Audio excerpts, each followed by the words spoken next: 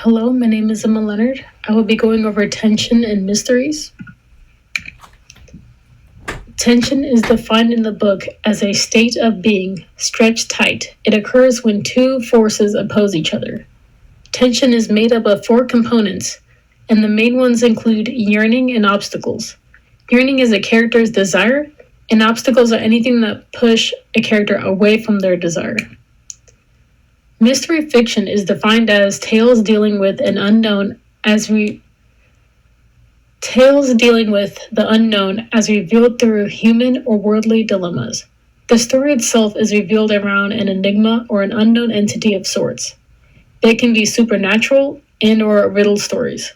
Fiction is defined as invented stories, and short stories are usually between 2 and 40 pages long. The four components of tension include yearning, obstacles, consequences, and cause and effect. I'm going to relate them to mysteries. The first being yearning, which again is desire. An example of this in a mystery story is the need to find the truth or something that went missing, to solve a deep-rooted question. Next, there is obstacles, which is essentially roadblocks in a character's path. These can be internally through doubts, fear of the truth, confusion, or physically through people. Third is consequences.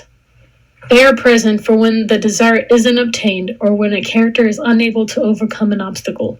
This could be a time limit running out and there being a lack of clarity in the end, or it could even be danger. The fourth is cause and effect. It is when a character must make a change from their normal behavior or normal actions to then embark on a journey to obtain their desire. A character must act in a way that they previously weren't. This could be a character being fearful at first, but then becoming brave. It could be a character being It could be a character being very energetic that they need to be calm, or it could be a character being impatient and then becoming patient. It could also be a character setting foot into an unknown area that wasn't previously known to them. And then it also could be a character finding a clue that then got them closer to finding the truth. So the first advice that I got from Seller is, if there is no danger, if nothing of consequence will happen, if the main character doesn't get what she wants, there is no tension. This essentially means that all components of tension need to be combined and present in order for someone to make a great short story or a writing in fiction. For mystery, the components of tension must revolve around an enigma or the unknown entity, or it could revolve around the characters trying to solve and understand it, as well as the secondary characters. So this is evidence from the book Barcarolle for Papers and Bones by M.T. Anderson. The main character is a young boy, and the story is in first-person point of view. Other characters it involves are Captain Lurvy and his men. I guess the summary of the story is there is a young boy who is living in an abandoned boat who writes fake captain logs, which are essentially journals, and he had thrown the real one out, but he decides that he is going to stay hidden on the boat until someone figures out which captain's log is the real one. And at the beginning of the story, Captain Lurvy and his men search the boat to try to find the captain's log, and once they see evidence, I guess, of someone living there, they then try to find the boy.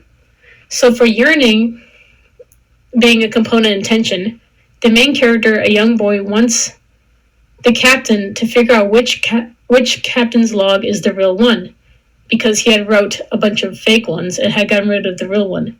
He wants him to find it so then he can have an internal sense of, I guess, satisfaction, or a reason for him to leave the boat from hiding. Captain Lurvy wants to find the abandoned ship's real captain's log, as well as the boy hidden on the ship. And these are both examples in bold from the book. Next component of tension is obstacles.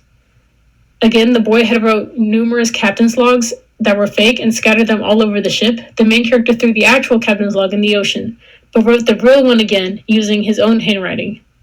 There is also a time limit because Captain Lurvy and his men went fishing for cod beforehand, and they don't want them to go bad.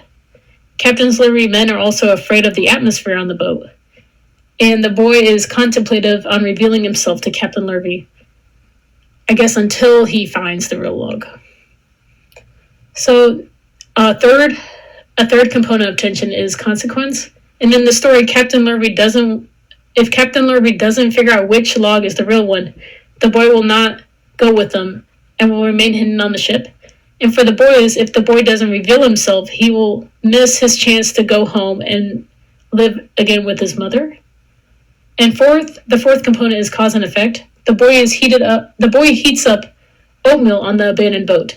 So when Captain Lurvy and his crew then begin to search the boat at the beginning of the book, they then come across the warm oatmeal and then realize that someone may be hidden on the boat, which is true because it's the boy. The second advice that I got from Seller is ups and downs are going to keep your readers on their toes, turning the pages to see what will happen next. So this advice is to don't stay on the same level of tension for too long.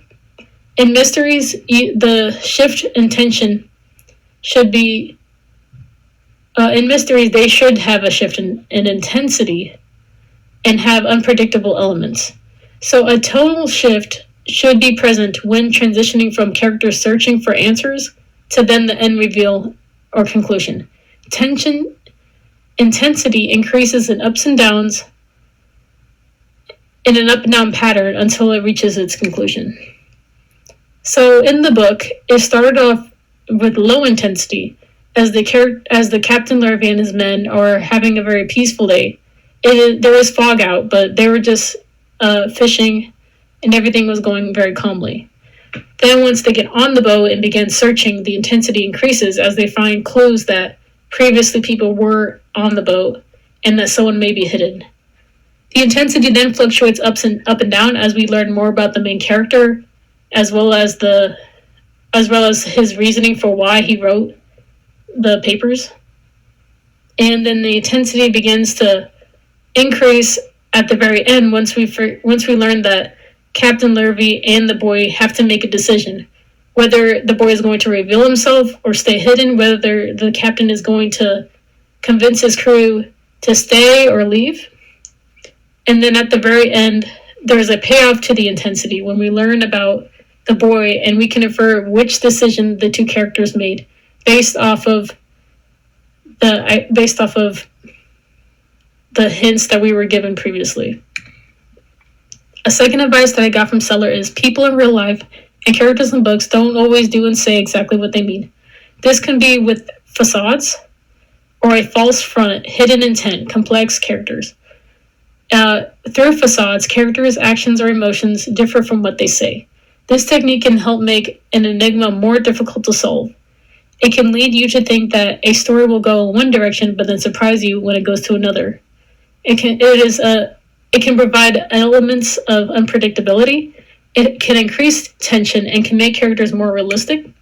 So in the story, the boy / the main character has an internal facade, where throughout what we know about the boy throughout the whole story is he stays hidden unless he wants to stay hidden unless the captain or his men figure out which log is real. But the facade is that he almost reveals himself after the captain tells him that they will not return back to the boat and then that he will be alone again. And the boy, what he does is he ends up turning or feels his arm reaching for the doorknob to turn it, which is a facade because we've known this boy to be quiet in nature. Oh no, we've known him to be hidden in nature. And then another facade is that he is quiet in nature, which he ends up bursting out loud which one is real when he feels like Captain Lurvy and his men are about to leave. Another little bit of information is having meaningful information in the story, which makes sure every detail is meaningful to either the character development or towards hinting at the reveal or truth behind the enigma. An example is the hint at the truth / reveal, rather than hide everything about it to the end or give it all up at the beginning. So the answers to the enigma shouldn't be easily solvable at the start of the story. And there is some cases in mysteries where the mystery itself isn't solved, but something else is gained, like clarity on something else, or you get more character development. So here is evidence from the short story. So little details and information that we got is whenever the boy wrote the fake captain logs, and the stories from within him, he had fake dates in his stories, which helped give away that maybe this story wasn't real, or maybe the beginning wasn't real, but the ending might be. And the boy mentions how each story, the boy ends up, sometimes he wrote the truth at the beginning, but then made his own twist at the end. And the stories, the main story had scattered out details about the boy's habits, his writing, his past, and it leaves the audience wondering what really happened at the end of the entirety of the book itself, and which one is the real log. You're left wondering which logs were fake and which one was the actual log that was rewritten by the boy. So an exercise that I have is read a short story in our course book, Shelf Life, and identify the 4 components of tension within it, which again are yearning / desire, obstacles, consequences, and cause and effect. And this is the citations of my presentation, and that is all.